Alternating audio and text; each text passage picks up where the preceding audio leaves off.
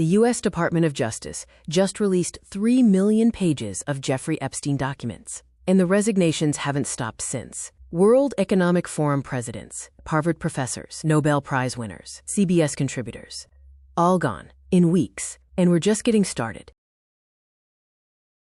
First, what are these files? The DOJ released what they're calling the Epstein Library. Over 3 million pages of documents, emails, texts, photos, flight logs, correspondence, accumulated during the federal investigation into Jeffrey Epstein before his death in 2019.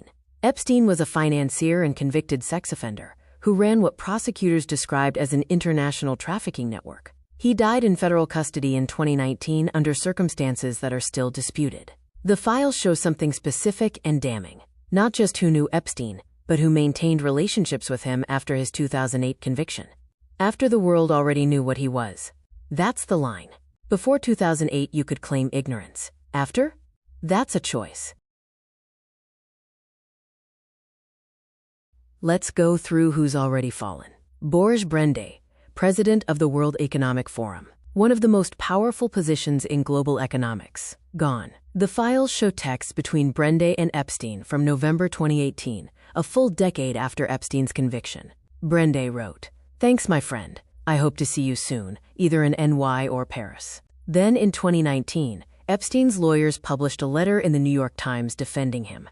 Epstein forwarded it to Brende. Brende responded with a thumbs-up emoji. A thumbs up to a convicted sex offender defending himself in the New York Times. Brende resigned, saying he wanted the forum to continue, without distractions. An independent investigation found no additional wrongdoing beyond what was disclosed. Next, Lawrence Summers, former president of Harvard, former Treasury Secretary under Bill Clinton, one of the most influential economists in American history. The files show emails between Summers and Epstein years after the 2008 conviction. In one email, Epstein wrote to Summers, "I'm a pretty good wingman, no?"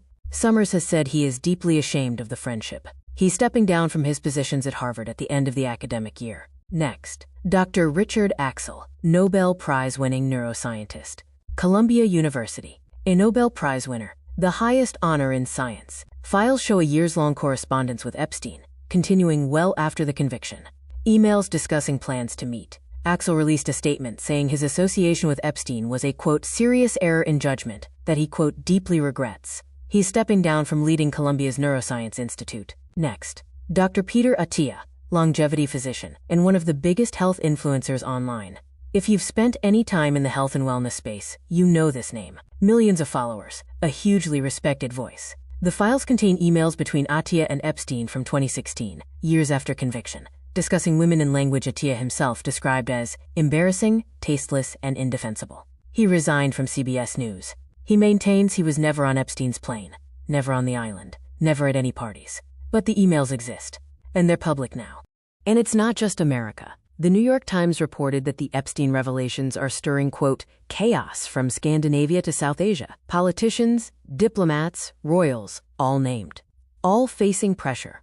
Epstein's Zorro Ranch in New Mexico, the property where he allegedly hosted guests, is currently being searched by prosecutors following new FBI file revelations.